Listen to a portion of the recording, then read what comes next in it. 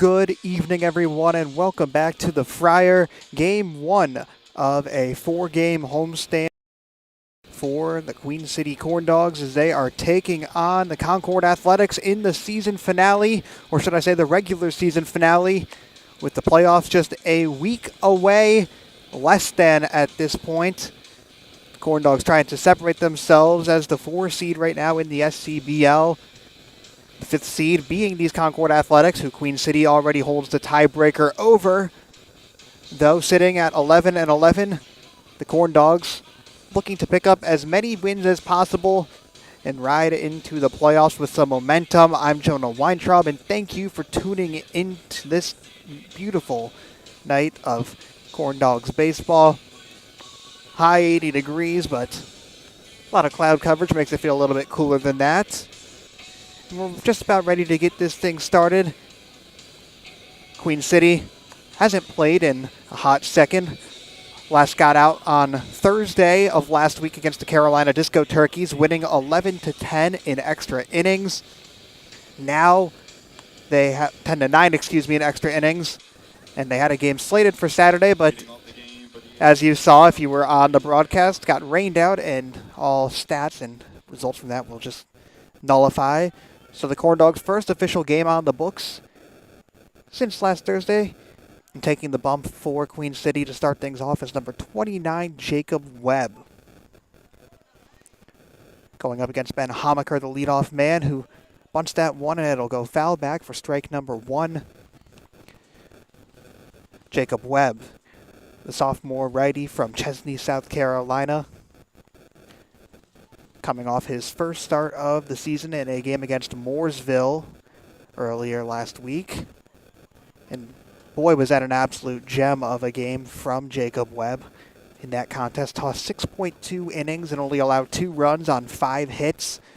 Hoping to repeat that performance here today.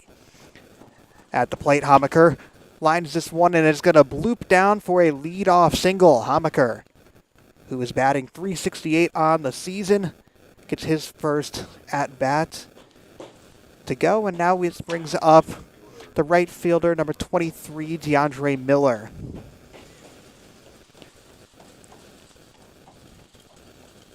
DeAndre Miller, a 5'10 righty from right here in Charlotte, North Carolina, has Homaker over at first.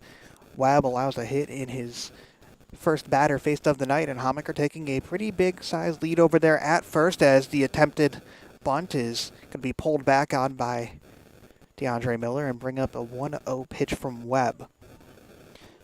DeAndre Miller went 0 of 1 in a game on Saturday. That was the second leg of a doubleheader between this athletic squad and the conference leading Statesville Owls, and a strike will go thrown in right there from Jacob Webb. Concord went 0 of 2 in that doubleheader, losing the first game 20-3, and then the following one 3-1. As Homaker jolting over at first base, and will have to retreat as this pop fly will be handled by number 13, Luke Harris, in right field, and bring up the third batter of the night.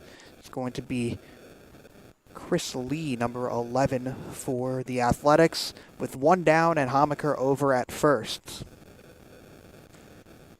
This Athletic squad, with that loss in the doubleheader, they fell to 11-14 on the season. Corndogs 11-11, currently possessing the tiebreaker, and that's going to be a strike 1 from Jacob Webb, only 65 miles per hour, but got right down Main Street, and strike 1 now looking on Chris Lee, who is top 3 in batting percentage on this team with a .364 mark on the season, and he lines that one right over the head of Jacob Webb. Homaker going to round over to third. The relay throw is no good, and so now runners on the corners with 1 down for the Athletics. 2 hits and 3 at-bats. A nice start here for Concord, and the last time these two teams played was a wild game, to say the least. On July 12th, so just under a week ago, Concord came right here to the Friar, possessed a 4-run lead in the bottom of the 8th inning, and the Corndogs were able to come back and win that game 5-4 here at the Friar and secure the season series against this Athletics squad, as Lee is going to gun it over to second. The throw from Tyler Cotto behind the plate is not going to be there, and now 2 in scoring position for the Athletics. Chris Lee only has 5 stolen bases so far through 18 games, picks up his 6th right there. And the Athletics threatening to score here early. Now at the plate, after that ball one, is number 17, Aaron Herbst, and he goes chasing on that one to even up the count at uno.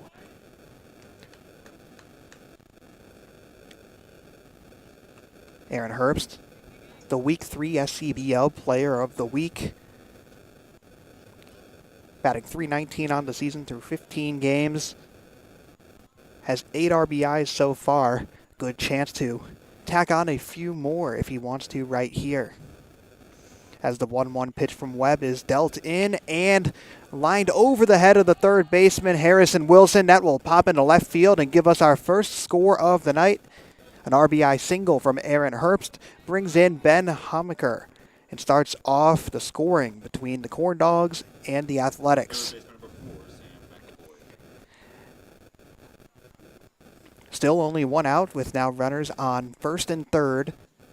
Jacob Webb looking to bounce back after allowing that run, and the batter he'll try to do that against is the 6'2 righty, number 4, Sam McAvoy.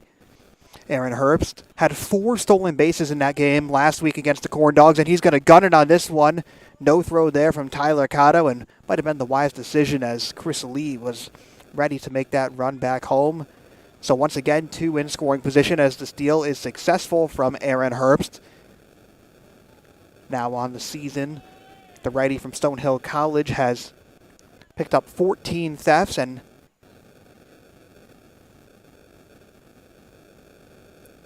so looks like they're sending Herbst back to first. And are they ruling that as a bunt tip back into the glove of Cotto? That may be the case, and if so, a huge break for the Corndogs, and that looks like it is going to be the case. So now 2 down here for the Athletics. Runner still on first and third, and heading up to bat is number 2, Dom Zinna. Zinna, in that game against Statesville on Saturday, went 1 of 2 with a strikeout and a walk as he chops this one over towards the Corndogs dugout. Make the count 0-1 on the Staten Island native. Zinna coming all the way down from New York to play his summer ball and actually hit his lone home run of the season in a game versus the Corndogs earlier in the year. Has runners on first and third with 2 down as the 0-1 pitch is in from Webb and just outside of that perfect spot will make it ball number 1. Even mark now for Dom Zinna, who attends St. Andrews Presbyterian College. Didn't play in that game against the Corndogs earlier last week, as the steal attempt from Herbst is not going to matter, as he will walk back to first on that foul ball.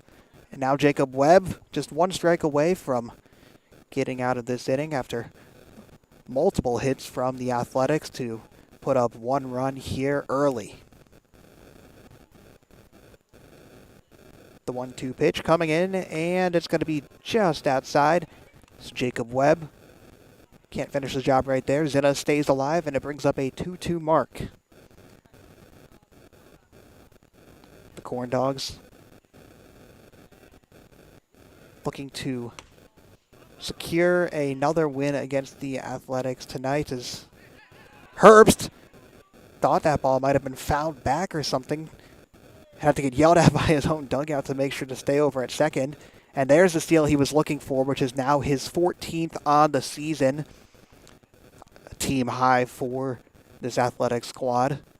Has a full count now on Dom Zinna. Has worked this count pretty well against Webb. Was looking to just get out of this thing and won't do it there, as that pitch sits just high for ball number 4. Dom Zinna battles back in the at-bat and picks up his 13th walk of the season. sends up number 22, Taj Bates. Bates, a catcher from Benedict College, coming off a 0-of-3 performance against Statesville where he struck out 2 times. That's kind of been the story of his season. Very Jekyll and Hyde, only batting 190 on the year, but has the second most RBIs on the team, as well as a tie for the most home runs on the Athletics roster. So when he's hitting it, he's making it count. The issue, though, is that the contact isn't always there for Taj Bates. Still a dangerous bat, especially with the bases loaded. And now in a 1-0 count, as he will hold back on that one, and it's going to sit pretty for a strike. 1-1 now on Bates. Jacob Webb entered this game with 11 innings pitched so far on the season, 6 2/3 of them coming in that last game that he started against Mooresville in the doubleheader, as that one is just inside. 2-1 now on Taj Bates. And Jacob Webb threw 110 pitches in that contest, so no surprise that he got an extended amount of rest before stepping back on the bump for tonight's contest, as the 2-1 pitch is going to be checked on, but regardless, we'll go in for strike number 2. Even up the count once more and give Jacob Webb another shot at putting the Athletics away here in the top of the first. Taj Bates has struck out 11 times on the season, but is able to avoid number 12 as he tips that one foul, keeps the count at 2s. Bates from St. Croix in the U.S. Virgin Islands, relocated to South Carolina, and now getting some Old North State action in summer ball, as the 2-2 pitch is going to be low and runners have no play there. And once again, a full count for Jacob Webb. He walked his 4th batter just last at bat, Dom Zinna. And Webb has struck out 9 so far on the season through those 11 innings of work, but none tonight. Looking to change that on the 3-2 pitch, as all the runners are going to go, and that is going to be fouled directly into the dirt. Taj Bates took a big hack at that one, and the full count will stay intact. All the runners have to return back to their respective bases, as it's Chris Lee over at 3rd, Aaron Herbst at 2nd, Dom Zinna at 1st. Full count. 2 outs, runner's going to go again, and that's going to be a walk for the second run of the night. Chris Lee taps home, and Taj Bates battles in that at-bat as Webb throws his 2nd consecutive walk, which prompts a visit to the mound from his catcher, Tyler Cotto. Athletics out to a quick 2-0 advantage here in the top of the first. Webb allowing as many runs here as he did the entire last start, when he only allowed 2 in 6 2/3 of an inning. Had 6 strikeouts in that game and only 2 walks. Already has met that mark in terms of the walks today. So a little bit of feeling out now for the righty from Southern Wesleyan as he faces James Newsom at the plate. Newsom goes swinging on that, strike number 1. The lefty has actually won a pitcher of the week in the SCBL the same week that Aaron Herbst over at 3rd won player of the week. It was an athletic sweep in week 3 for player and pitcher of the week in the conference, and getting some run at the plate tonight. And now down 0-2 in the count is Newsom, a 6'6", 230-pounder from VMI, the Virginia Military Institute. Has been dynamite as a pitcher so far this season. Got in limited action at the plate and thrown into the lineup tonight with the bases loaded. Down 0-2. Meanwhile, Webb trying to take advantage and stop the bleeding, as a quick time is called by Newsom.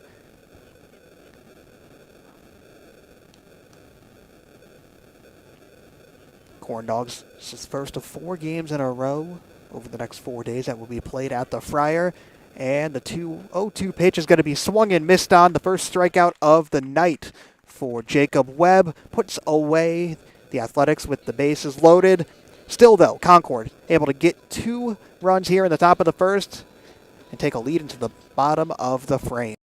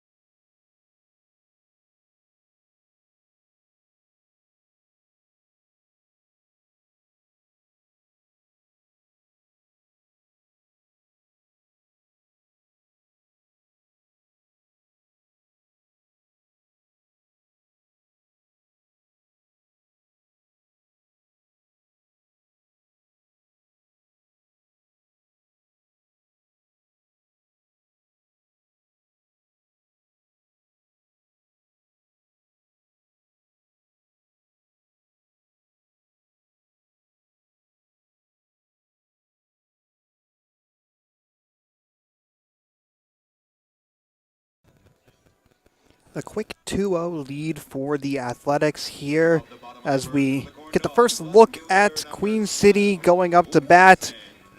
And starting off has become usual for the Corndogs is number 12, Wilson Lohr, dressed fittingly for superhero night here at the Friar. Hoping to put that cape to work and get on the base path. Let the cape frolic in the wind as the lefty gets things started here for the Corndogs going up against the pitcher tonight for the Athletics. That's going to be Isaiah Range on the bump. Range number 16, listed as an outfielder, though, as is usual in the SCBL. Position players head on the bump a good amount of times. And Range making his 4th appearance as a pitcher so far this season.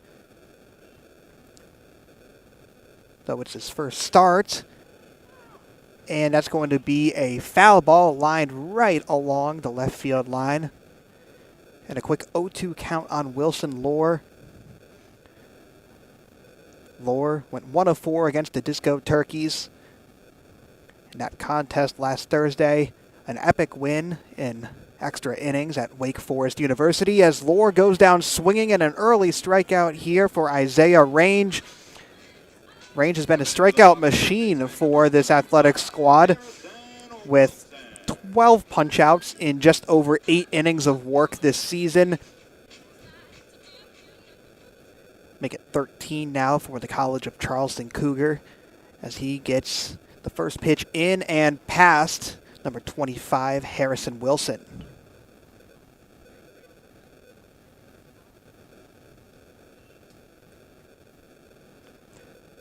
Strike 1 swinging now on Wilson. He's moving up to number 2 in the order, and that one is popped way up there, getting tracked down at third base, and it is going to be over the head of Sam McAvoy. It looked like that went fair as well, so a lucky single right there for Harrison Wilson to start off the night for Queen City. Now batting extra hitter number 42, Dylan Lewis. Now Dylan Lewis steps up to the plate. And if there's anybody who suffered the most out of that that Mooresville game being canceled midway through the contest, it was Dylan Lewis, who hit a home run in that contest and fouls one way, opposite side here for strike number 1. Lewis hit one dead center at Moore Park before that game got called off, and would have been his second consecutive game going the distance, as Lewis against the Disco Turkeys went 2 of 6 with a solo home run. Has 2 on the season, though it could be 3. As a 1-1 pitch is in from range, and it's going to be outside for ball number 2. Dylan Lewis has 1 out to work with, a 1-1 count, and Harrison Wilson over there at first. Wilson against the Disco Turkeys had a stolen base and has taken a big lead over there on James Newsom over there at the bag, as the head start is not going to help, as the 6-4-3 double play is there. And after putting up 2 runs in the top of the first, the Athletics back it up with a solid defensive performance to bring us to the top of the second.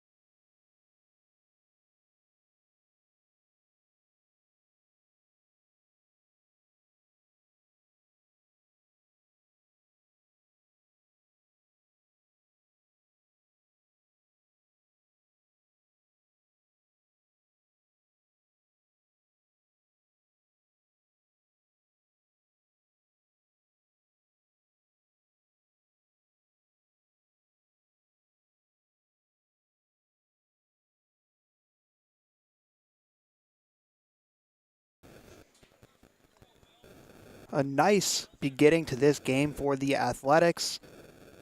Looking to snap a 3-game losing skid in conference play and have a 2-0 advantage as we start the top of the second with an outside ball thrown by Jacob Webb, who allowed 2 runs in the top of the first, and facing number 7, Wilmer Cuevas. Cuevas, another New York native on this team from Brentwood, and goes swinging on that pitch to even up the count at 1. Cuevas in the designated / extra hitter position tonight. Really doesn't matter which one you're listed as that pitch is high for ball number 2. Jacob Webb didn't have his best performance in that top of the first inning, but plenty of time to right his wrongs. Had as many earned runs and as many walks as he did over 6 innings in a game against Mooresville earlier last week. And they're going to say that Cuevas might have gone on that one, so count evens up at 2, and another chance for Corndogs to get a strikeout, but instead that one is chopped over to Harrison Wilson at third, who flings it over and past the outstretched arm of number 10, Cannon Pierce, who's starting at first tonight, and that tag is going to be not there, so Cuevas is able to make it over to second on the errant throw from Harrison Wilson and start off the top of the second, much like the top of the first for this athletic squad. which brings up number 14, Hayden Furr.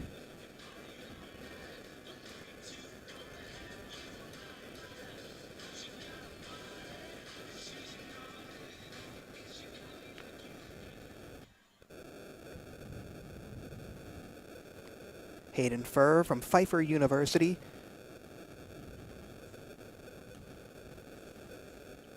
Stepping up for his first at-bat of the afternoon/night. The righty outfielder from Albemarle, North Carolina, has a runner on second in Cuevas and takes strike number 1 looking there.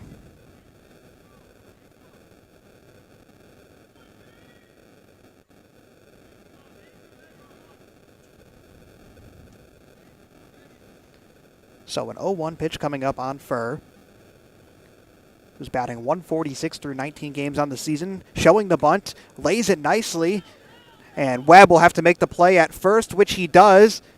Cannon Pierce ran up for the little bunt threat right there. Masri did a nice job taking his place, and so 1 down here. Cuevas advances to third. And the top of the order returns with number 3, Ben Homaker. Homaker led this game off with a single for the Athletics. His second look of the night at Jacob Webb. And the righty will yield on that one. Ball number 1 outside from Webb. The fielder's choice on that bunt. Able to advance a runner over to third, Cuevas, that is, who has 2 stolen bases on the year. Both of them came against the Corndogs last game out. And that one is going to be popped up into foul territory and caught. The throw home is a laser from Dave Masri, who made the play out in right field. And the Corndogs able to get the out and hold Cuevas at third. Which brings back up DeAndre Miller, number 23.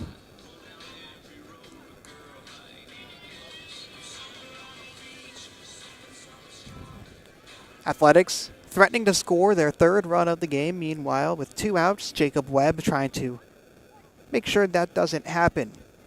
The outfielder Miller is 4 of 29 on the season and watches that one go outside for ball number 1. DeAndre Miller went 0 of 1 against Queen City when these teams played here last week, and went 0 of 1 as well against Statesville on Saturday. The righty takes that strike, looking to even up the count. Miller, a senior from St. Andrews Presbyterian College, one of a few guys on this roster for the Athletics that attends St. Andrews.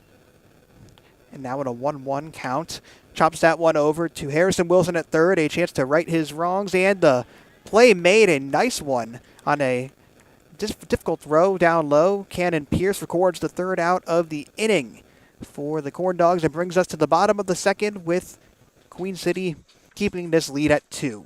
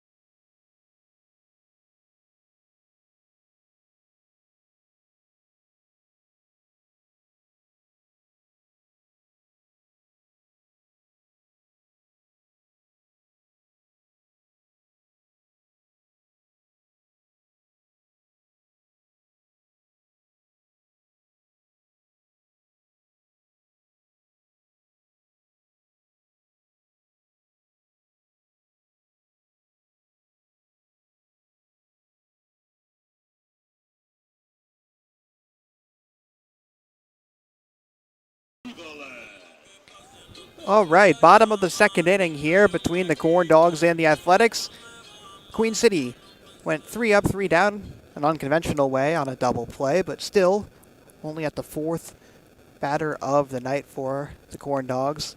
Cleanup man, the designated hitter, number 37, Harrison Bouthelette, who was earlier today named the SCBL Player of the Week for week number 5. Gets ahead in the count 2-0 here. Bouthelette has been on a monster tear, to say the least. 8 of 8 in his last 2 games with 4 doubles, 3 home runs, and 6 RBIs while striking out a total of 0 times. Just absurd numbers from the Indian Land native as he's 2-1 in the count and goes swinging on that pitch from Isaiah Range. Evening the count at 2, Bouthelette has a .354 average on the season and watches that one go high and inside for ball number 3. Full count coming up. Bouthelette, with his recent surge, has taken team lead for hits, RBIs, and doubles, leading off the top of the second here with a walk, though, and that's something that he's able to do as well. Third in walks on the team with 14, make it now 15 on the season. So Bouthelette showing how well-rounded he is at the plate. And for the second inning, the Corndogs get a base runner on, with Tyler Cotto now stepping up to hopefully add some momentum for this Corndog squad. Bouthelette, not necessarily a threat to steal there over at first, taking a decent-sized lead as that's an outside ball on the first pitch of this at-bat to Tyler Cotto. Cotto didn't play in last Thursday's game against the Disco Turkeys, getting some rest as he has played about as much as anybody in this Corndogs lineup. Though when he played this Concord squad last week, went 0 of 3 with the walk, hoping to make some more noise here today as he pops that one back for strike number 1. Even count at 1 now as Isaiah Range facing the second most prolific power hitter in the SCBL by home run marks. Only Tyler Zadalis of the Lake Norman Copperheads has more in-conference home runs than Tyler Cotto as he gets that one, and a great play made in center field by Chris Lee. Harrison Bouthelette will have to retreat to first, and the Athletics get their first out of the inning. That was a fantastic play made by Lee to save, having multiple base runners on for his defense. And now with 1 down, Cannon Pierce gets his try at Isaiah Range. Pierce went 1 of 2 against the Disco Turkeys and also pitched 1 inning. It was a scoreless one that only saw 1 hit, and due to how many players were coming in and out of the game from both sides in that extra innings contest, Cannon Pierce is actually credited with the win. We mentioned that on Saturday's broadcast as well. But worth noting again as the lefty from UNC Asheville is ahead up 1-0 in the count. Range deals this one high for ball number 2. The Corndogs had 6 extra base hits against the Disco Turkeys. Harrison Bouthelette actually accounted for 4 of those as he's over at first base. But still, that power hitting proved to be the difference for the Corndogs, as now with the 2-0 count, Cannon Pierce hits that one towards the dugout of the Athletics. And mentioning that because conference play, there's been some games where the Corndogs are putting up fantastic power hitting numbers, and others where you see them straggling to even get a couple runs up on the board. That inconsistency, though, has been addressed by manager Jeff Pluta, who has told his team multiple times, and he's told us multiple times as well, that he knows this Corndog squad is capable of putting up double-digit runs on a nightly basis. It's just a matter of location. The Corndog team doesn't strike out a ton, only 6 times a game, so a lot of those outs are just from being put in the field as Cannon Pierce is able to put that one past the 6'6" James Newsom. And Harrison Boothilette on the air in the outfield will get over to third. Cannon Pierce will be safe at second.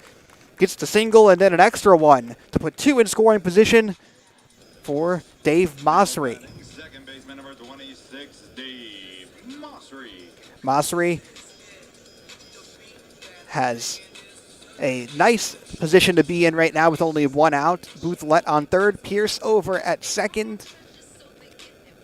And Mossery, who's batted .329 on the year, only has 7 RBIs despite 23 hits. Would love to add a couple more right here to potentially tie or at least chip into this 2-0 lead. Isaiah Range looking to find a way out of this jam as that pitch isn't going to do it. Low in the dirt for ball number 1.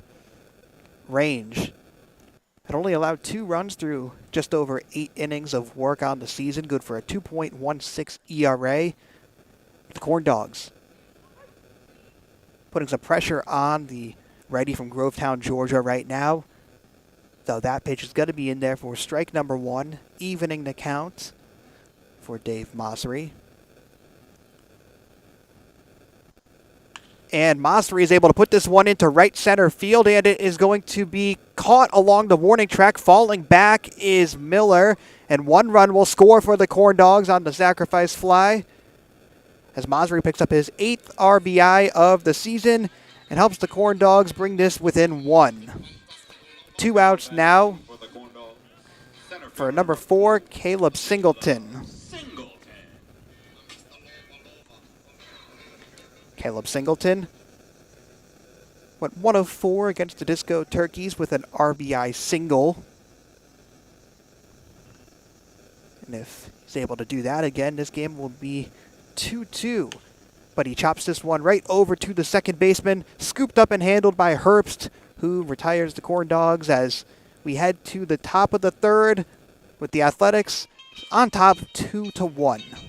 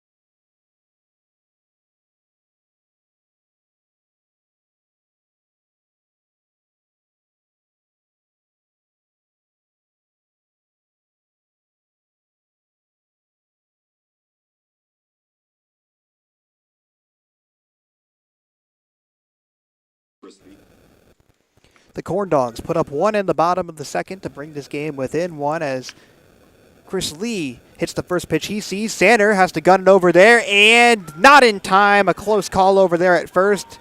Lee racing down the base path, able to have that hard hustle pay off, and a leadoff single for Chris Lee, who made a great play in the outfield in the bottom of the second.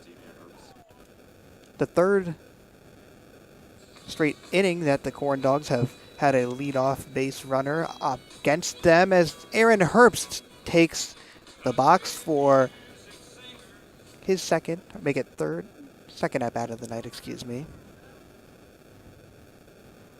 Aaron Herbst got on base in his first look at Jacob Webb. Trying to go 2 for 2 is the righty from Mooresville, North Carolina. Went 1 of 3 with a double against Statesville on Saturday. Had a stolen base in that contest as well, did Herbst. And with Chris Lee over on first and a 2-0 advantage, the Athletics looking like they're on the cusp of another productive inning. Jacob Webb hoping to make sure that isn't the case, but with that outside ball, momentum still with the Athletics, up 2-1 and now a 3-0 count. Aaron Herbst has drawn 7 walks through 15 games on the season, and the 3-0 pitch is going to delay a potential 8th as Jacob Webb will get that in for strike number 1. Webb has already walked 2 batters tonight. Only has 3 walks through 11 innings on the season. And the runner is going to go as that pitch is going to be in for a swinging strike. The runner, Lee, able to get over to second. And a nice play made by Garrett Sanner backing up that throw to second. Tyler Cotto almost shot that into center field. And Sanner, even with his 5'8" frame, was able to get up just enough to glove that one and keep Lee at second. Could have been more damage done. Meanwhile, back at the plate, we have a full count after Webb was down 3-0, and it's going to be popped up. Will it stay fair, though, is the question, and it won't. Taps off the roof of the Athletics dugout, and this 3-2 count will stay alive for the time being. Aaron Herbst, last time he played here against the Corndogs, went 3 of 3, got on base, and stole 4 of them in the process. He's already stolen 1 tonight. And once again faces a full count that he is going to check on as the pitch is high. Webb walks his 3rd batter of the night and puts 2 on for the Athletics with no outs. Sam McAvoy, number 4, follows up Herbst, trying to keep the good times going for this Athletics squad. Lost 3 in a row has Concord. Trying to regain some momentum before playoff season starts as the bunt is laid down and the forced throw at third will be there. So Chris Lee is handled and the lead runner is gone with now 1 down on a wise decision made by the pitcher, Jacob Webb, on that one, with Dom Zinna getting his 2nd look at Webb of the night. Zinna, another one of these Athletics that attends St. Andrew's Presbyterian. A 5'10" sophomore. We'll watch that pitch sit pretty on the bottom right corner of the zone for strike number 1.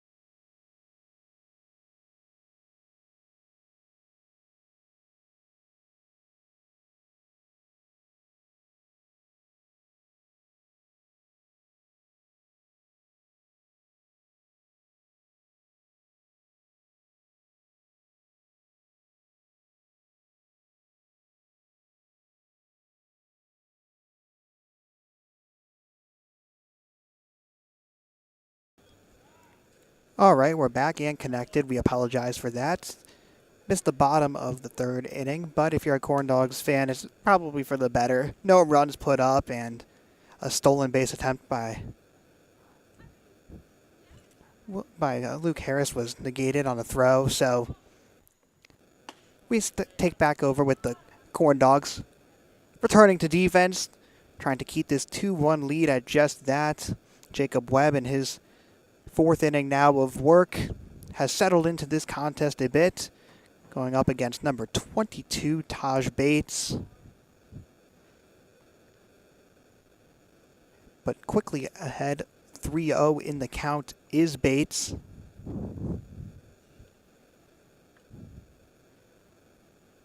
Got walked his first at-bat and on the verge of doing it twice as the 3-0 pitch is in for strike number one. When Bates was last in the batter's box, was up 3-0 in the count and then was battled all the way back by Webb to bring it to a full count and then ended up getting walked nevertheless. That result will be expedited here as Bates will take his second walk of the night. It's now 4 for Jacob Webb as he gets his second look at number 30, James Newsom. I mentioned that Newsom is primarily a pitcher for this A's team and has been one of the best in the conference. 6 games and 4 starts on the mound with only 10 runs allowed.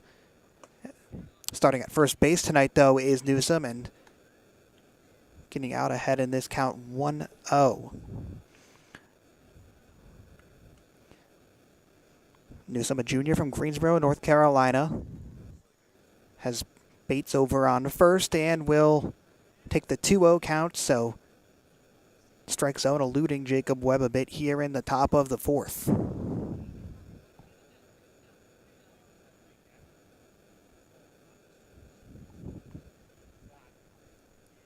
The 2-0 pitch is high and inside, so once again, a 3-0 count for the second batter in a row, Jacob Webb, after a near heroic performance against the Spinners. Coming back a bit more down to earth. Still, though, has only allowed the 2 runs in the top of the first and has Corndogs in a solid position still, even without his A game. And that's the Jacob Webb that we saw last week and for most of the season. We mentioned that it was a near heroic performance. He actually did have a heroic performance, was inserted with the bases loaded and only 1 out against the Pineville Porcupines in an out-of-conference game, and they ended up winning that one in large part due to Webb's efforts, as that ball is fouled off by the lengthy lefty, James Newsom, and keeps the at-bat alive for, or should I say, keeps Jacob Webb's hopes of retiring him alive, bringing up a 3-2 pitch. Bates attempted to steal over there at second, had to return back to first, and that one is going to be dinked over to Harrison Wilson, who has to barehand it, make the falling throw, and the runner is going to be safe, but the tag back at second of Bates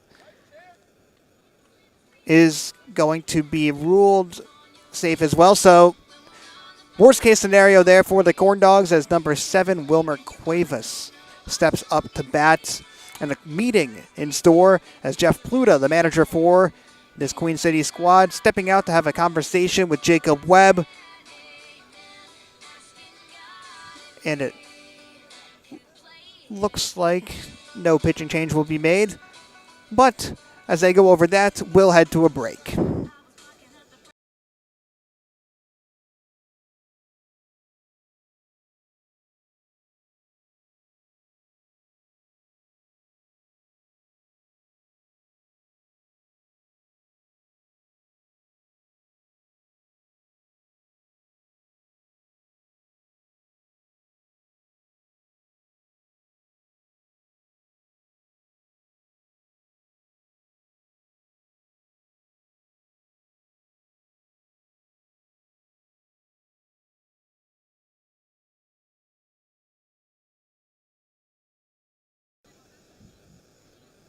So no pitching change made as expected. Instead, Jeff Pluta riding with his starter tonight to get the job done here in the top of the fourth with no outs and 2 runners on. And that's what he's going to need more of does Webb. A strike right there on pitch number 1, getting ahead of the count. Something we haven't seen a ton tonight, really from either side, as the 0-1 pitch is inbound from Webb, looking back at second, dealing it, and it's going to be number 2 on Cuevas. So, after a quick consultation on the bump from skipper Jeff Pluta, Jacob Webb has looked much more energized through these first 2 pitches against Cuevas, and that's going to be a chasing strike number 3. Second punch out of the night for Jacob Webb, and whatever Jeff Pluta said to him must have resonated, as that was a quick at bat. 3 pitches, 3 strikes, and number 14, Hayden Furr, has to follow that up. We'll see what he can do. Furr batting 146 through 19 games. Coming off an 0-3 performance with 2 strikeouts against the Owls. Gets ahead 1-0 in the count here. Jacob Webb, the 6'3", 200-pound righty from South Carolina, boasted just under a 5 ERA on the season, and has now crossed 11 strikeouts on the year, as that's going to be a strike. And that little spot on the bottom right corner of the zone has worked tonight, and worked on that last strikeout from Cuevas, in which he chased Webb's 0-2 pitch. And here comes a 1-1 toss, as the runner on second is Bates, threatening to run, and the foul ball there from Hayden Furr will bring it to a 1-2 count. Jacob Webb, as we said earlier, coming off a game where he had 110 pitches, just shows how confident he was in that contest. As with runners on first and second, a 1-2 pitch is going to be low and stopped by Tyler Cotto behind the dish. 2-2 now on Furr, the 5'11", 180-pounder, who has only 2 RBIs through 19 games on the season. And makes contact with this one as it just goes past the glove of Harrison Wilson. Bates is rounding home, and that's going to be a double for Hayden Furr. An error by the usually steady Harrison Wilson over at third brings in another tally for Concord to extend their lead to 2. And the top of the order returns with number 3, Ben Homaker. Meanwhile, Newsom advances to third. So now 2 in scoring position with only 1 down on what could have been a potential double play.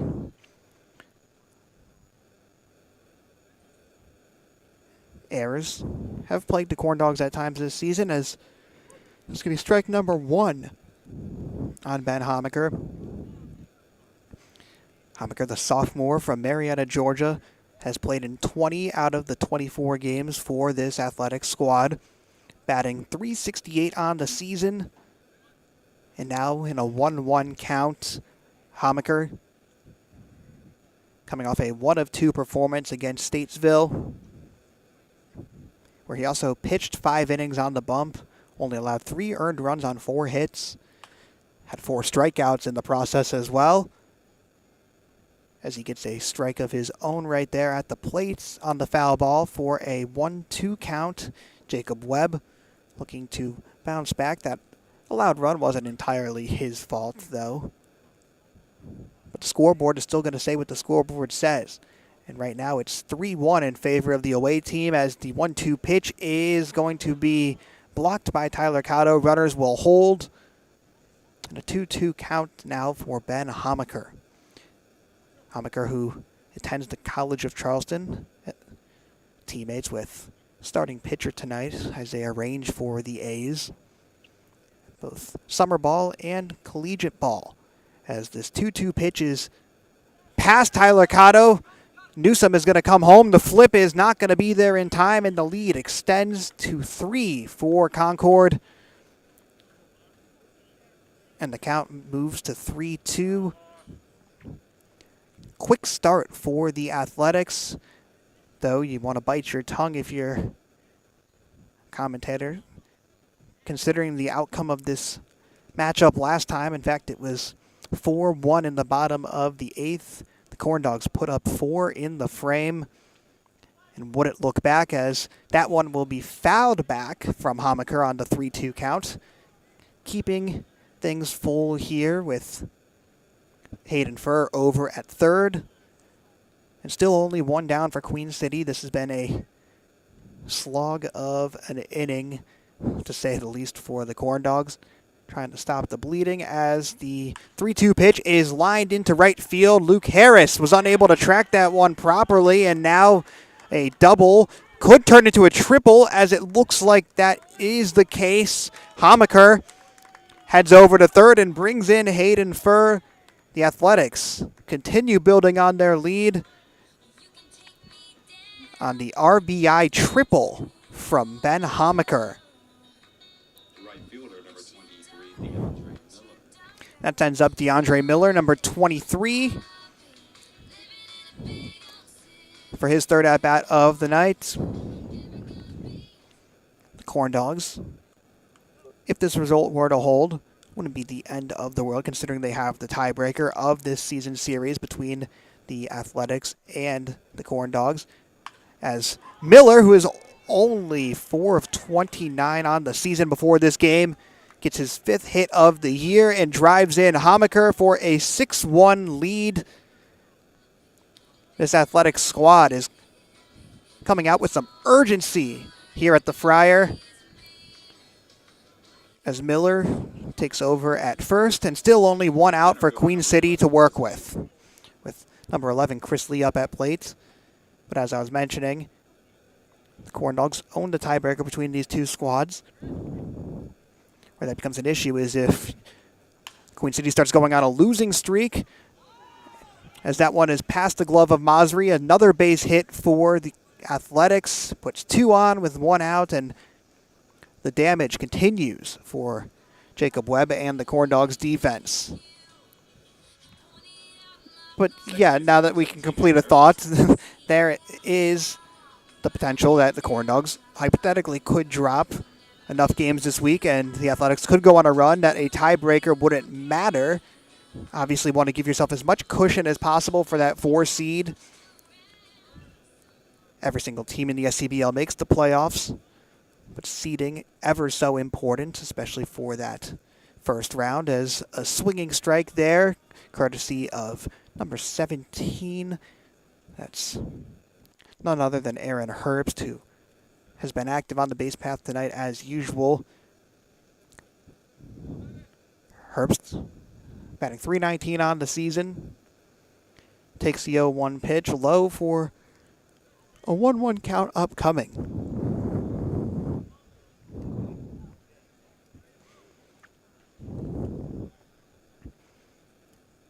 (6-1) here midway through the 4th in favor of the Athletics.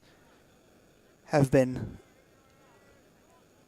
absolutely torrid tonight at the plate, as that one is fouled off by Aaron Herbst. A chance to get the second out of the inning after a long wait now for Jacob Webb, as Herbst takes his time. The junior has 8 RBIs in 15 games, and 2 runners over there on first and second, and Chris Lee and DeAndre Miller. As a swinging strike will get the 3rd punch out of the night for Jacob Webb, and inch the Corndogs closer to the bottom of the 4th, with Sam McAvoy, the 3rd baseman, heading up once again.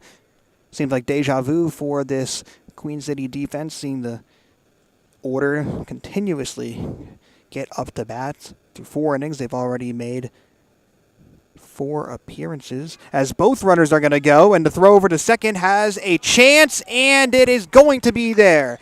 Tyler Cotto catches his 2nd runner stealing of the night to bring us to the bottom of the 4th, but not without more damage done by the Athletics.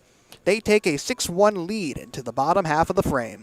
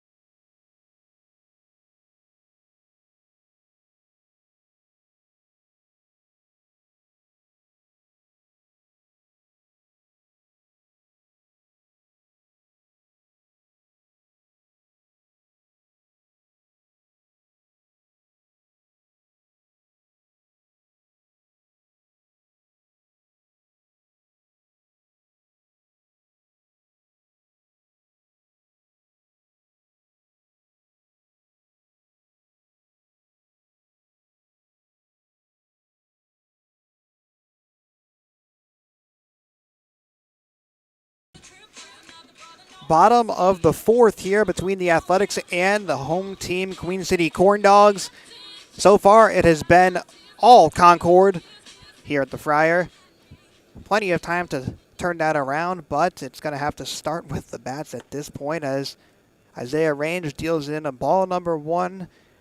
Starting off the bottom of the fourth for Queen City is number 25, Harrison Wilson, who is 1 of 1 on the night with an infield single. As that ball is low, squeezes through the legs of the catcher Taj Bates, but with no base runners, won't really matter either way. The Corndogs tonight have only recorded 3 hits, have yet to be walked. Actually, excuse me, Harrison Boothellette was walked in his last at-bat. And a swing right there comes up short for Harrison Wilson. 2-1 pitch coming in from Range as the count now evens. Back-to-back hacks from number 25, and with only 1 strikeout on the night, an rare performance for Isaiah Range over his 2 games with 4 innings pitched on the season. Had 11 strikeouts, as that one is going to be low and bring up a full count. Harrison Wilson has boosted his average all the way up to 296, has 16 hits on the season, but goes down swinging there. Range gets his 2nd strikeout of the night and retires 1 here for the Corndogs. Extra hitter number 42, Dylan Lewis. Now number 42, Dylan Lewis, turns for his 2nd at-bat of the game. Was forced into a ground out his first time up as he knocks this one over to Sam McAvoy at third. The throw is going to be there, and a quick 2 down here for the Athletics. It's been a rough outing, to say the least, for Queen City in this one. Harrison Boothellette, who reached first base on a walk in his first at-bat, steps up to the plate once again. Boothellette coming off the best game any Corndog has had all season against the Disco Turkeys. Traveled to Wake Forest and had 4 hits and 4 at-bats, 2 doubles, 2 home runs, and a total of 4 RBIs. Became the first Corndog with multiple home runs in a game on the season. Now has 5 home runs on the year, which is good for 2nd on the team behind Tyler Cotto, as 2 pitches in a row now fouled back into the stands by Tyler Cotto to bring up an 0-2 count. The prolific lefty from San Jacinto Community College has the best OPS and slugging percentage on the team, as well as the 2nd best average now out of any Corndog. As Range trying to put him away, is unable to for the time being, but Hamaker at third will do the job and make the play. So that's going to be 3 up, 3 down for Queen City. Absolutely the opposite of what you need, down 6-1. And now we'll head to the 5th inning with that 6-1 lead still intact.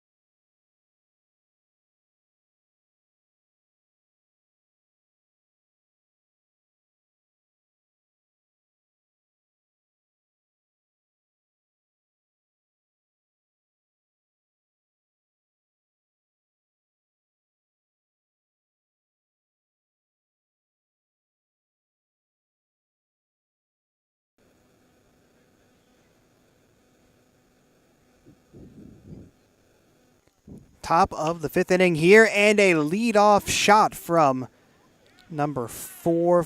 That's going to be a leadoff single for Sam McAvoy, the third baseman. Once again, Jacob Webb Extra hitter, number 2. not able to get ahead of the Athletics batting order. You gotta, at least the 4th leadoff hit of the game against the Corndogs, starting ace tonight.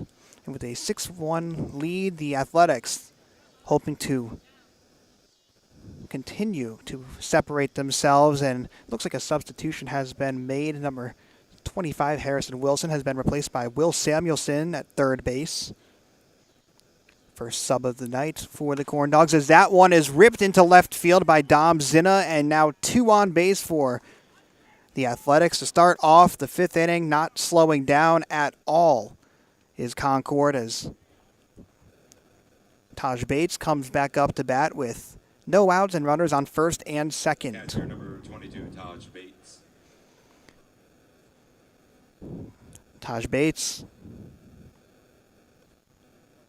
with 13 RBIs on the season, 2 of them coming on home runs. Had a grand slam earlier in the season as well, and was hunting for a big play right there, but ends up tipping it foul for strike number 1.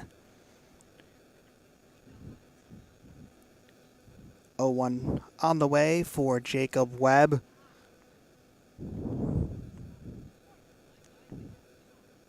Who has 2 runners on. Zinna at first, McAvoy at second. And it's not taking a lot of time to do that, as that one is blasted into left field, and it's going to be ruled foul.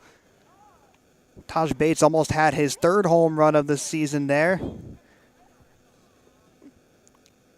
as the count moves to 0-2 on the powerful 5'9" righty from Benedict College, where he's entering his junior year there.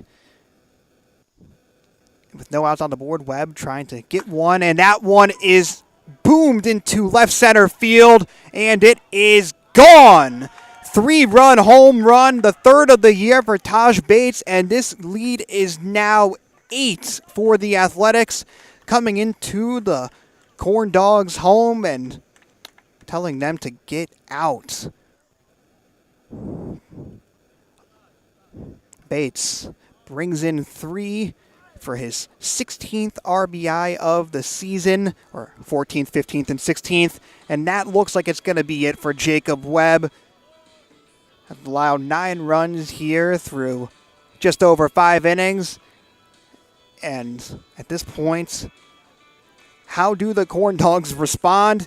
Down 8, and we'll be right back after this pitching change.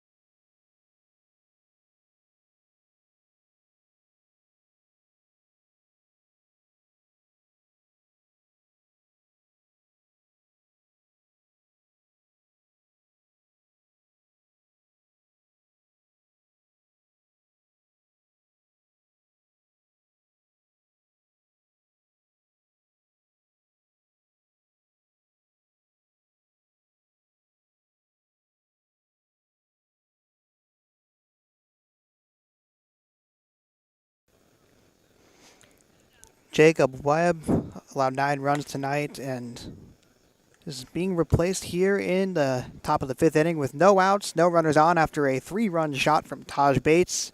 His replacement is number 21, Sam Johnson.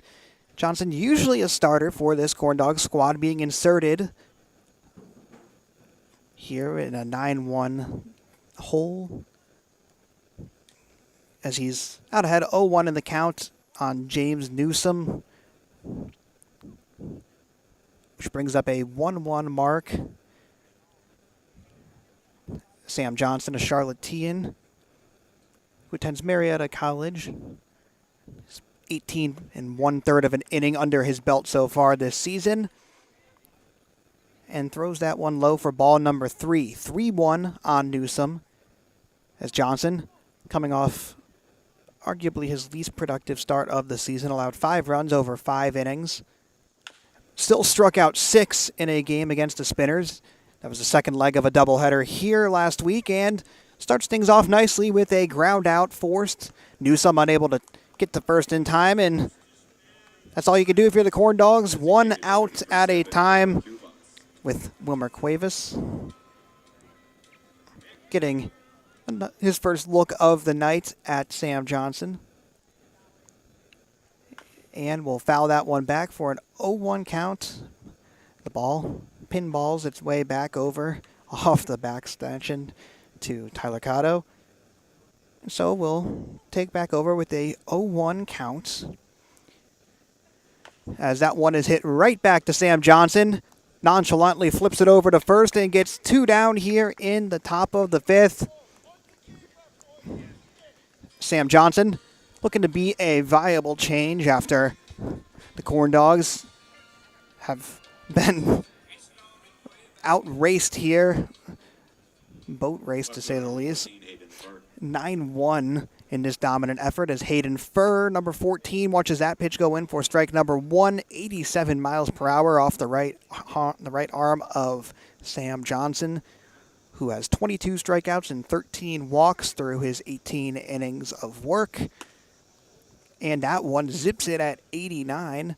Johnson, only a freshman at Marietta College, 6'4", 210-pounder, trying to implement some velocity to the situation as that one is ripped into left field and unable to be tracked down. Lohr couldn't get there in time, and Hayden Furr, who was only batting 146 on the season, gets his second hit of the night and a double at that to keep this inning alive. After 2 quick outs from Sam Johnson, Hayden Furr stops that streak in its tracks and brings back up the top of the order with Ben Homaker. Homaker has reached base multiple times tonight, as most of this athletics team has, and coming off his worst game of the season against Queen City last time out. Went 0-5 with 2 strikeouts when these two teams faced last week, as that one is hit into right center, and it will be handled by Luke Harris, which finally gets us out of the top of the 5th. Another long, gruesome inning for the Corndogs as the Athletics ride a Taj Bates 3-run homer to a 9-1 lead entering the bottom of the 5th.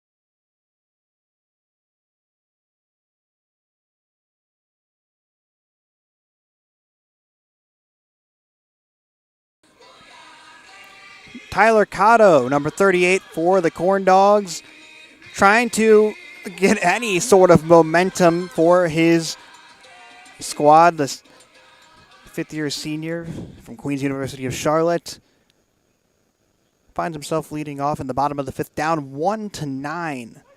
The Athletics just manhandling the Corndogs so far in this one. As strike number 1 is thrown by Range, and that will be ball number 1. Range unable to get that one in the zone, so a 1-1 count coming up on Tyler Cotto, who is second on Queen City in hits on the year. Watches that one die in the dirt for a 2-1 pitch upcoming. Range averages roughly 5.5 strikeouts per game that he has seen extended action in, and yet has only tossed 2 punch-outs tonight. Still getting the job done, though, with 1 earned run. And the Corndogs just looking a step slow in this one, trying to turn it around here with shrinking time to go, bottom of the fifth. Also always the threat of the double-digit run rule if that were to come into play, as Cotto chases that one out of the zone for the first strikeout of the inning, and the first out overall of the inning, and the third strikeout of the night for Isaiah Range. Now Cannon Pierce gets his second at-bat of the game. This game has been dictated by the Concord offense, really, but the defense has been super solid as well, as Pierce grounds this one over to second. Herbst corrals it and makes the play. So 2 up, 2 down for the Athletics, as Cannon Pierce grounds out, and number 26, Dave Mossry, attempts to do something with 2 outs and no runners on. Going back to it, though, the offense for the Athletics most of them have seen 4+ at-bats. This is only the second go-around in the order for the Corndogs, and strike number 1 from Range sits in the bottom corner of the zone. 0-1 now on Mossry, who had a sacrifice fly for the lone RBI of this game, the lone run of this game, and now quickly down 0-2 after a big hack. Mossry has 8 runs batted in now on the season,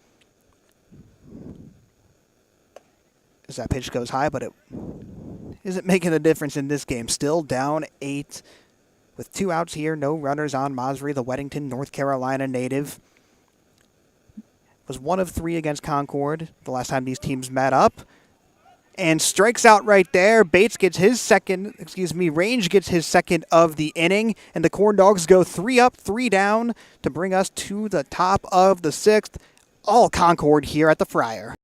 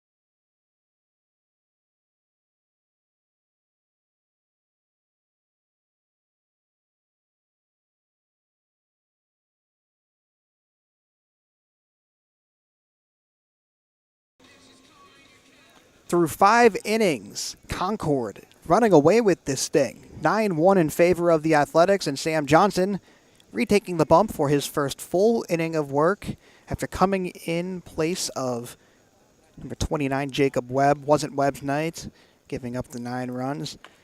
And DeAndre Miller, the first batter that Johnson will face this inning, with a 1-1 pitch coming up. Johnson, the righty, was able to come in the game and make sure that no more runs were added, as a swinging strike from DeAndre Miller chased out of the zone will bring up a 1-2 count. Miller got on base last time off of a hit into the outfield. Now moves to 5 of over 30 hits on the season. And that pitch will be out of the zone to bring up a 2-2 mark on Miller. The 5'10", 150-pounder from right here in the Queen City. Looking to get on base yet again and chases that one out of the zone. Johnson gets his first punch out of the game and his 23rd of the season, which sends up number 11, Chris Lee, the center fielder tonight for the Athletics. Lee has played in 18 games before this one, make it 19 now. Batting over .360 on the season with only 7 strikeouts is Lee. Has been fantastic for this Athletics squad, and now up 2-0 in the count after back-to-back balls courtesy of number 21, Sam Johnson. As this 2-0 pitch is going to be right down Central Ave at 84 miles per hour. Sam Johnson has looked a little bit better throwing those non-off-speed pitches tonight, the ones with more juice on them, as yet again an 84-mile-per-hour pitch sits just below the zone and a 3-1 pitch on the way. Johnson operating quickly up there on the bump, trying to get the second out of the inning here for the Corndogs, and instead will walk his first batter of the night. Chris Lee gets his 10th walk of the season in the process and puts a runner on the base path for number 17, Aaron Herbst, to work with. Aaron Herbst, as alluded to earlier, the Week 3 Conference Player of the Week in the SCBL, the lone Athletic to win a Player of the Week recognition, though first baseman tonight, James Newsom, 1-1 for his pitching. And the first pitch from Sam Johnson is going to be fouled back by Herbst, bringing up a 0-1 mark on the second baseman for the Athletics. Herbst, a junior from Stonehill College, making his 16th appearance of the season tonight. Wreaked havoc on this Corndogs squad the last time they faced off a week ago, as he won't bite on that outside pitch, evening the count at 1. Sam Johnson just walked Lee for the 14th time that he's walked a batter this season, as Herbst fouls that one straight towards the left net and will bring up a 1-2 count with a chance to put away another batter for Sam Johnson. Don't know if you're going to be able to come back and win this game down 8, but at the very least, you're trying to build some momentum for the rest of the week. 3 more games in the next 3 days, all here at the Friar, as that pitch is going to be high for ball number 2.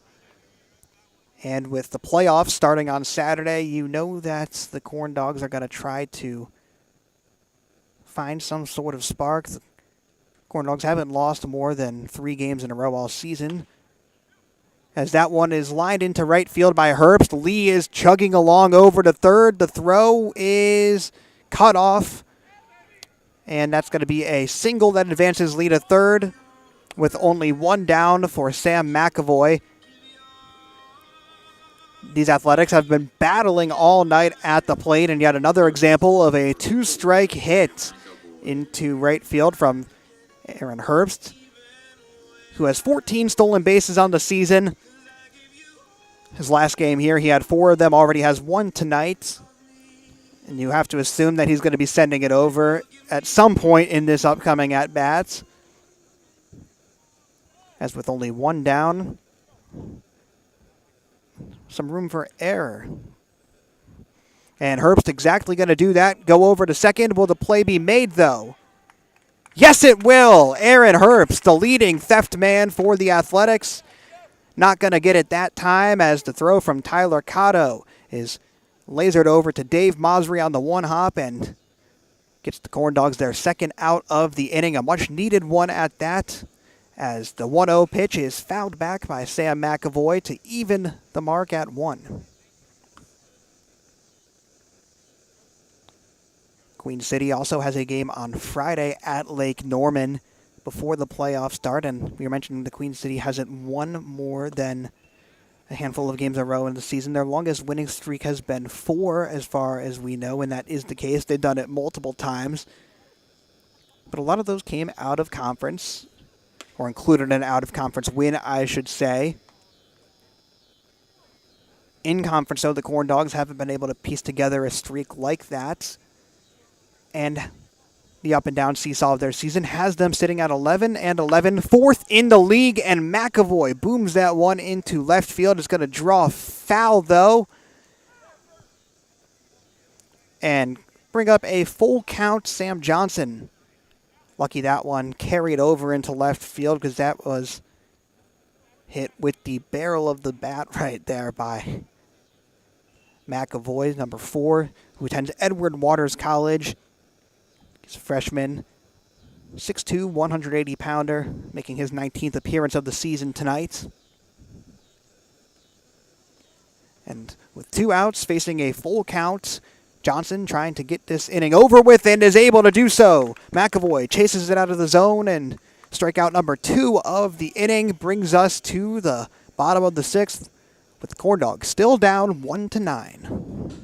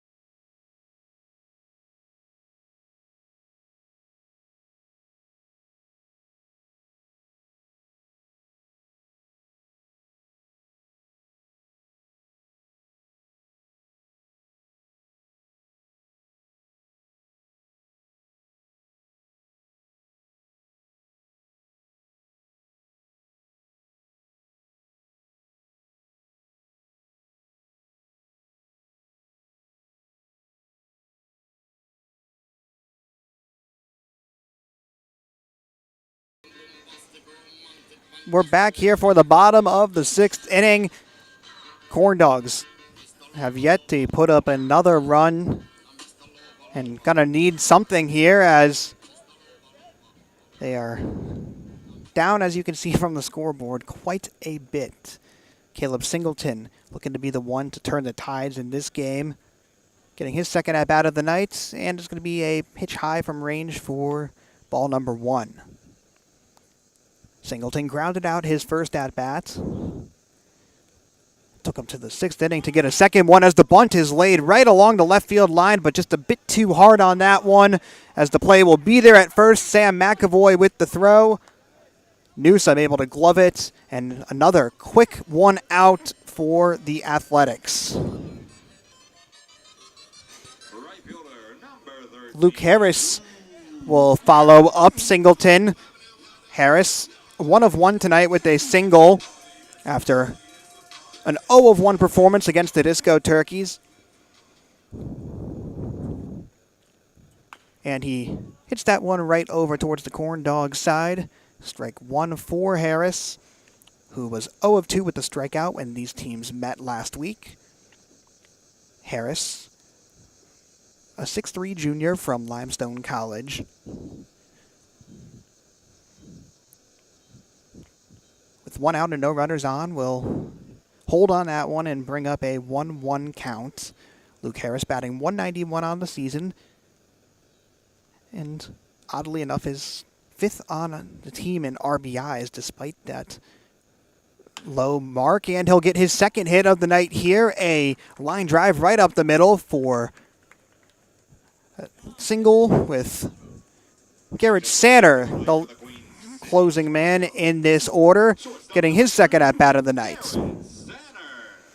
Sanner was 0 of 1 when these teams faced off at the Friar last time out.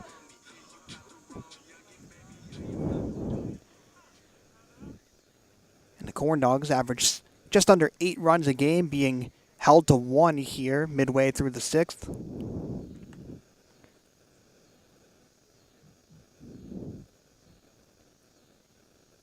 And Luke Harris over there at first. Harris, the only Corndog with multiple hits tonight.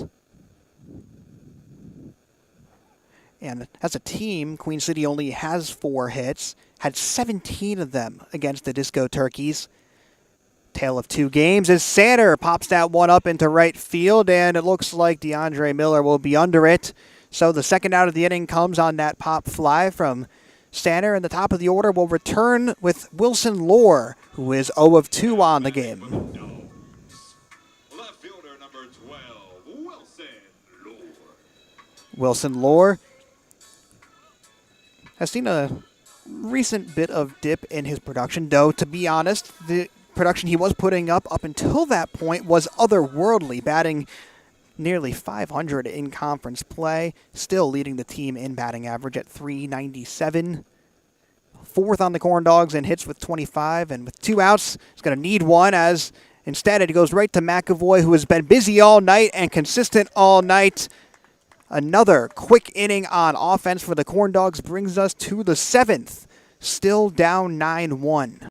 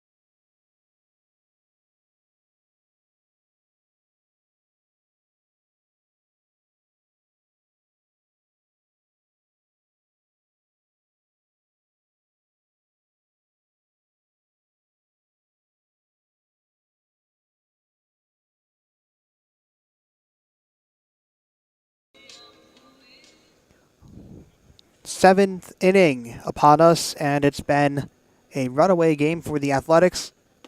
And a new pitcher in the game for the Corndogs. Starting things off with the strike is number 33, Peter Gullo. Sam Johnson's night ends with just over an inning of work, multiple strikeouts, no runs allowed. And that one will be thrown or fouled back by Dom Zinna, the leadoff man this inning, number 2 for strike number 2. Peter Gullo coming off his best game of the season on the bump. In that game against Concord that the Corndogs were able to come back. Now the comeback a bit more lofty as Will Samuelson scoops it up, and the throw is way over the head of new first baseman Will Budnick, which allows Zinna to advance to first. Continues this torturous night for the Corndogs on defense. Taj Bates, who hit that 3-run home run, getting his first at-bat since then.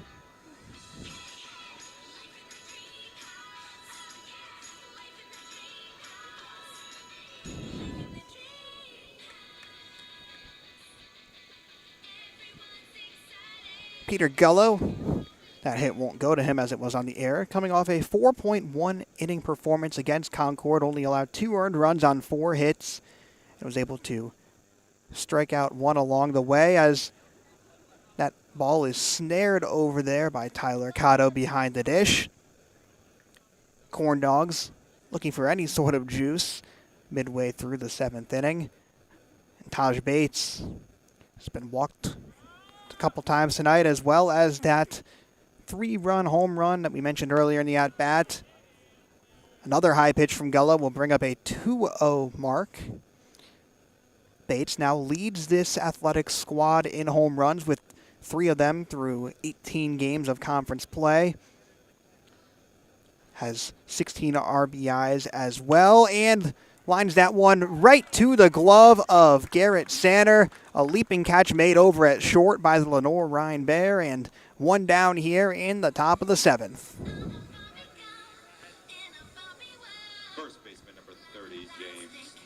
The assist from Sanner on that line drive off the bat of Taj Bates puts 1 down and sends up number 30, James Newsom. Runner at first, Zinna threatening to steal as that pitch is going to just zip over the ankles of James Newsom. A 1-0 count now on the 6'6" lefty from Virginia Military Institute. Gullo, with the runner going, is going to deal this one in. Cotto trying to pick off a 3rd runner tonight, is unable to do so, as Zinna will speed on over to second base.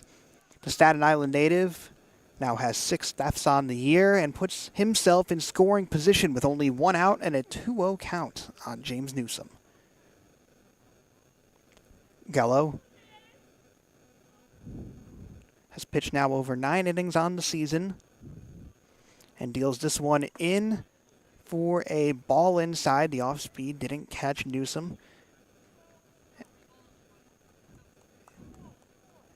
And it's a 3-0 count. Someone said 2-1 out there, but the count is 3-0 as this one is going to be driven over towards Will Budnick at first. Will be just outside of the lines, though, for a foul. And, they are correcting the call, so we're making it 2-2.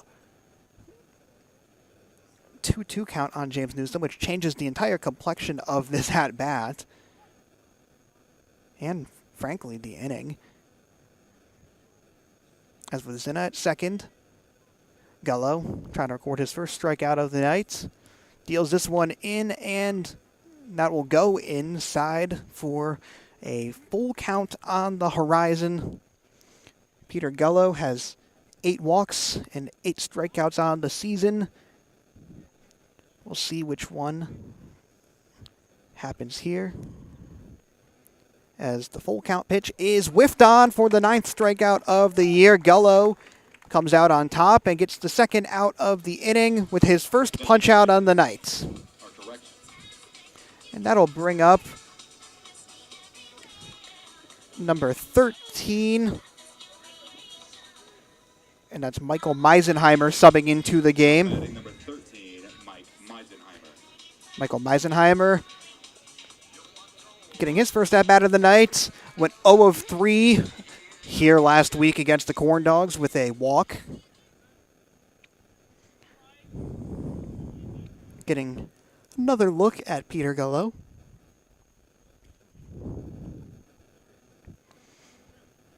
With Zinna at second, 2 down. Corndogs trying to at least keep this game going until the 8th inning. From here on out, any inning that ends in which the Corndogs are down double-digit runs will just be the game. And that pitch is way high near the head of Meisenheimer, the Lenore Rhine Bear. His 6'1", 195-pound lefty, making his 17th appearance now on the season. Meisenheimer, a 137 batter with a 1-0 count. Hits that one out of the opposite foul territory for strike number 1. Peter Gullo trying to get out of this inning with no runs allowed. The relief pitchers, him, Gullo, and Johnson, have done a solid job so far. No runs allowed in their couple innings of work, and that one is hit over to Will Samuelson, and he will have a chance to get the third out of the inning and does so right there. Budnick sturdy for the grab, and another scoreless inning for the Athletics. Keeps the lead at 9-1. Corndogs have to do something and do it soon.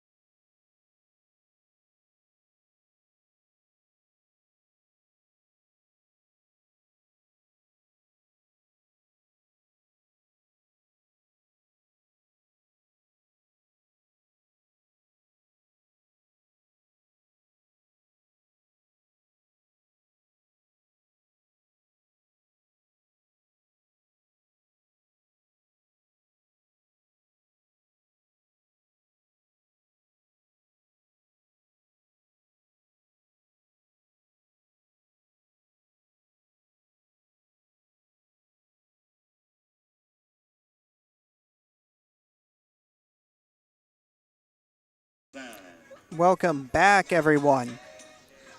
Bottom of the 7th inning here, and the Corndogs not making much progress thus far as Will Samuelson gets his first at-bat of the night and rips a swing and a miss on strike number 1 right there. Samuelson hits this one straight into the glove of Aaron Herbst. Made good contact with that one, but the 6', 215-pounder from Charlotte went to high school at Charlotte Catholic right down the road. Unable to get down the base path there on a nice snag from Aaron Herbst. And the line out gets the Corndogs their first out of the inning. Dylan Lewis gets his third at-bat of the night here. 0 of 2 with multiple groundouts. And that one will go into the ground from Isaiah Range, who has tossed a gem so far. Only one earned run, 4 strikeouts on the game. And facing a 1-0 count to make it 1-1 after that big swing from Dylan Lewis. Result in a strike. Dylan Lewis had a solo home run against the Disco Turkeys and had one also on Saturday against the Spinners, but that game statistically won't count. Unfortunate for Lewis. So we'll subconsciously say, or just off the record say, that Lewis has a 3 home run season in the works, and we'll foul that one back into the river here at Charlotte Ladin, which moves the count to 1-2. Range looking to get his 5th punch out of the night. Likes what he sees, deals this one in, and it is going to be hit over towards Hamaker at short, and the play will be made. Lewis down, and now 2 up, 2 down for the Corndogs. Once again, the Athletics making just quick work of this Queen City side. With Harrison Bouthelette getting his 3rd at-bat of the night. And you keep on waiting for someone on the Corndogs to make a play here on offense, and it just hasn't happened. As the 0-2 pitch, or excuse me, the 2-out pitch of this first at-bat goes for ball number 1. Bouthelette is 1 of 2 on the night with a walk and a ground out, as that pitch is way out of the zone for a 2-0 count coming up.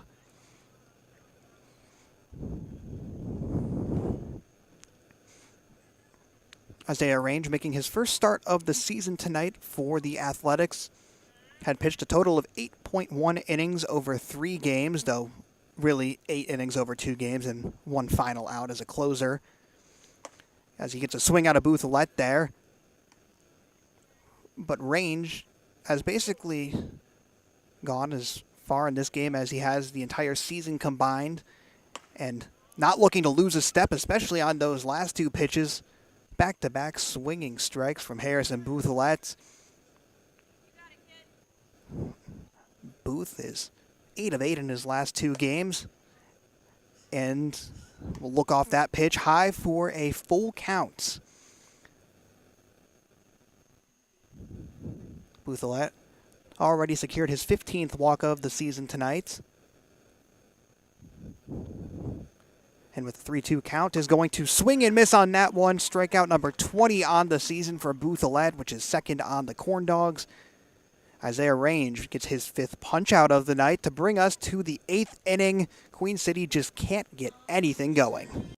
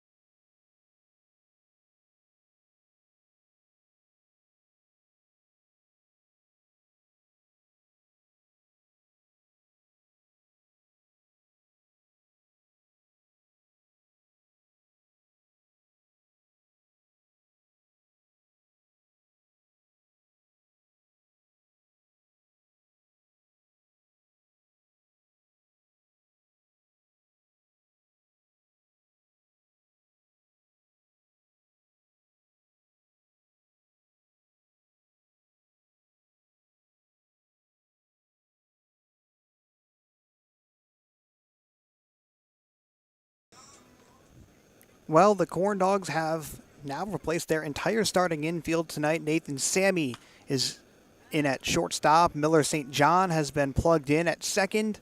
And the aforementioned substitutions of Budnick and Samuelson at first and third. And to cap it all off, a new pitcher in the game as well. Peter Gullo gets 1 inning of work and is promptly replaced by number 8, Seth McElveen, who throws a strike on that one to Hayden Furr. The bottom of the order up for the Athletics with Furr. And then the top will come with Ben Hamaker leading things off. And an 0-2 pitch is going to be popped up into left center field, being tracked down by Nathan Sammy. And he'll take the long drop back into the shallow outfield. For the first out of this inning, Hayden Furr goes down on the flyout, and the top of the order now returns with Ben Hamaker. Seth McElveen, the new pitcher in the game, has seen limited work on the season, only 2.1 innings under his belt. Has 3 strikeouts and 6 walks in that frame. As he deals this one in for strike number 1. McElveen, a 5'11", 200-pounder from Lugoff, South Carolina. Plays his college ball at USC Lancaster and gets ahead in the count 0-2 here on Hamaker. But Hamaker only has 10 strikeouts through 20 games while batting .368. With his back against the wall now, and the 0-2 pitch is going to go right past the catcher. That's Tyler Cotto, still in the game behind the dish. 1-2 now on Hamaker as Seth McElveen looks to get his 4th strikeout of the season. But he's unable to do that as Hamaker grounds it right down the center and gets a single, gallops onto first base, and starts off this inning with the potential rule run now up at bat with number 23. That's DeAndre Miller. Right fielder number 23, DeAndre Miller. Hamaker over at first, has 7 stolen bases on the season. As McElveen throws that one low at 81 miles per hour. 1-0 upcoming. McElveen last had some action against the Statesville Owls here a while back. Had 2 walks and .2 innings of work before being subbed out as a line foul back into the net pole here at the Friar. And has not been the Corndogs' night, to say the least. Trying to at least go down with some dignity or make a miraculous comeback. And that pitch will be in the dirt, bringing up a 2-1 count now on DeAndre Miller. Miller has reached base a few times tonight. Entered the game only 4 of 29 through 12 games on the season, but has made an impact on offense and as well as in the right field, as he's going to check on that one, but won't matter. Right down Main Street at 80 miles per hour. And now a 2-2 mark on the St. Andrews Presbyterian College product. That one is going to be chopped over towards St. John at second. Won't have the play at 2, but will get the runner at first. Miller for the second out of the inning. Meanwhile, Hamaker advances to second with Chris Lee back up to bat.